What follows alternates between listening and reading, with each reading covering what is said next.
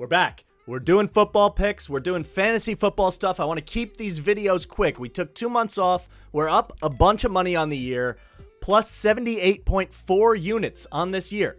2022 has been kind to us. We got to keep it rolling into football season. We started with football season. There's no time to waste.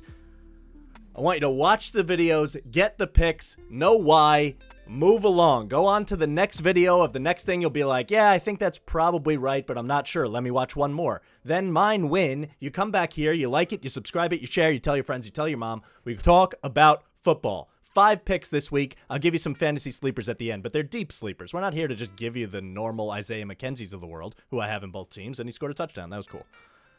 First pick, 3 units on a 3-team parlay. Now, I do a lot of alternate stuff. Some money lines, some alternate over-unders. So I get kind of to pick it where I want to. We got to take advantage of the stuff that the sports books have that we never used to have the access to, right? So Cincinnati money line against Pittsburgh. I think Cincinnati's due for a big year. They kind of peaked last year before they should have. The offensive line is a lot better, which is the one thing that really was killing them. I think they become better this year. They can make a trip back to the Super Bowl for sure. And I think Pittsburgh has skill players, but Trubisky, I mean, nothing can be worse than Ben, but I think Trubisky will be almost the same kind of thing. Cincinnati at home. This should be a rout, honestly. So Cincinnati money line. I'm taking the Ravens money line against the Jets. It's Joe Flacco. I don't need to talk about it. And then New England, Miami under 53.5. That's an alternate line. But doesn't it just feel like these offenses aren't going to blow anyone out of the water, right? Tua has a lot of weapons. Waddle, Hill, I get it. They're not going to be scoring 30 in their sleep kind of thing. And New England is going to force a slow battle. I mean, it just feels like this is going to be 6-3 at halftime. So Cincinnati money line, Baltimore money line, New England, Miami under 53.5, 3-unit bet, plus 147. That's the big one. Then I'm taking Minnesota money line straight up against the Packers. They are 19-6 as home dogs against the spread in their last 25 games. I just think this game is bound to be close. I'm getting them at plus 100 to win the game. That seems pretty good to me. We'll throw the spread in later because I really do like Minnesota. And Rodgers just lost a lot of weapons. He's going to be great, but you got to throw to Allen Lazard as your number one.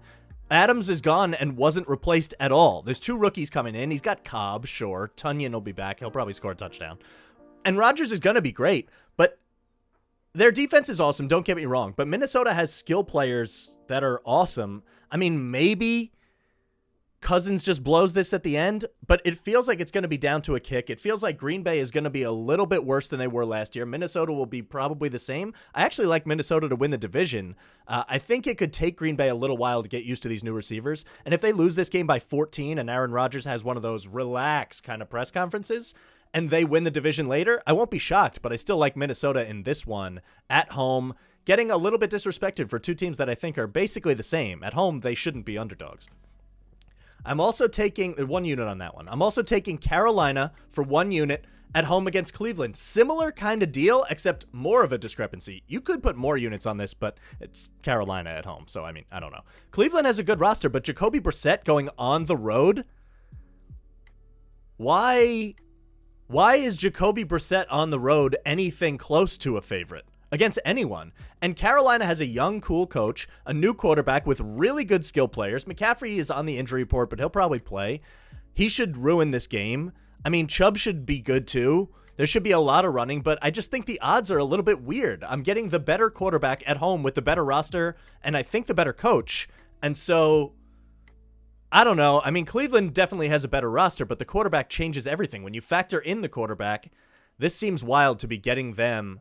I mean, I think they could blow out Jacoby Brissett, right? It wouldn't shock me if Baker's first game was awesome and then they tailed off later. McCaffrey gets hurt, something happens, and the season doesn't go great. But again, week 1, it seems good. So minus 104, Panthers at home, 1 unit. Now we're going on to bigger odds stuff. I like this stuff better. 3-team parlay plus 311. We're taking Cincinnati at home against Pittsburgh. We already talked about it. 49ers minus 6.5 at Chicago. I think Chicago might be the worst team in the NFL. Their offensive line is terrible against a 49ers team that is going to get after them. There's going to be a lot of sacks, probably forced turnovers. I think this one's going to get really ugly. Bad field, probably people slipping all around, crazy stuff happening. I think the Niners just rout them. And honestly, I think this might be one of the first times that you're going to see Chicago anywhere close to a team like this. The Niners, I think, are good. I mean, you're taking Trey Lance on the road. I don't love that, but I think the Niners roster is so good, their defense is so good, that this could be like a shutout kind of game against Chicago. You're going to be seeing Chicago probably as big underdogs as the season goes on. And if I'm wrong, so be it, but I'll take the chance that this spread would be minus 13.5 if we were playing in week 10.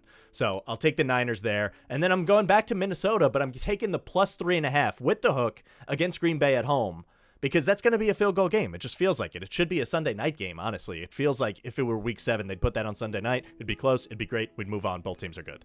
Plus 311 for that. Cincinnati, the Niners against the spread, and Minnesota with the 3.5. Plus 311. Feels like really good odds. I'm putting in a unit on that.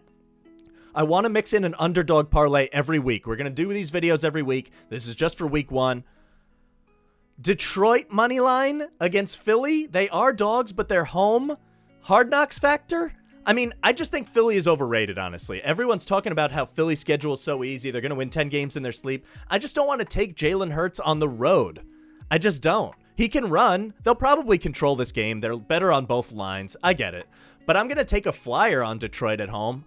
I think Swift healthy, their wide receivers are getting better, and Goff, honestly, I don't think he's as bad as everyone makes him out to be. He's a middling quarterback. He's below average, maybe, but he's not bottom tier necessarily.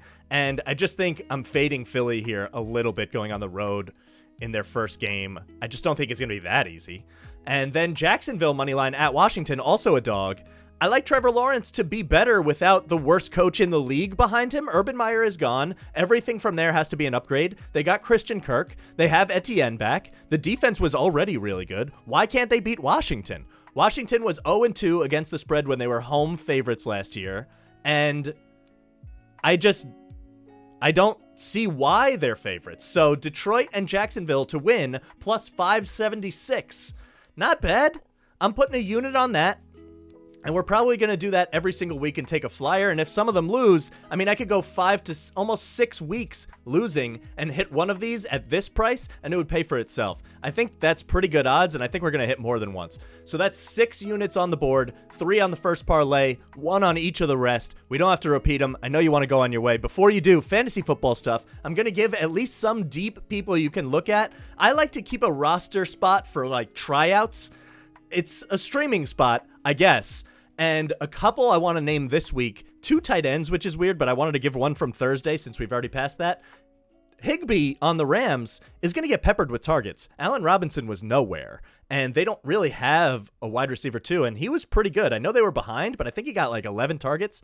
I'm using him a lot, so I would target him. I think you can get a tight end on the waiver wire without burning a waiver claim, probably. So that's a pretty good look. If you want another tight end to try out for this week, I like Noah Fant. He's really good. He's going undrafted. He's probably available in most of your leagues. And I think Geno Smith is going to have to check down a lot, right? Lockett isn't going to get open as much as he did down the field. Those targets have to go somewhere. Metcalf is going to be double covered all the time. And so Noah Fant could easily be a safety blanket. And he was good last year and is very talented and athletic. If you want a running back that's deep, if you're in a PPR league especially, I like J.D. McKissick. Robinson got hurt. He'll be back eventually this season, which is wild after getting shot. Gibson is cool, but he was on the verge of getting benched. So why can't McKissick come in and have a huge impact on passing downs, especially early in the season? Also, he's always a guy I end up on my roster. I like those scat backs for PPR leagues. They'll get you 10. It's not the end of the world, and you can get them off the scrap heap. They're available. So go for that. Win your bets. Follow me at MikeTheMush Sports. Hit the like, hit the subscribe. We'll be back next week. If you don't actually take these bets, then they're going to win. And then next week, you'll be like, all right, I'll come back because I subscribed. That was a good idea. We'll see you then. Good luck on Football Sunday.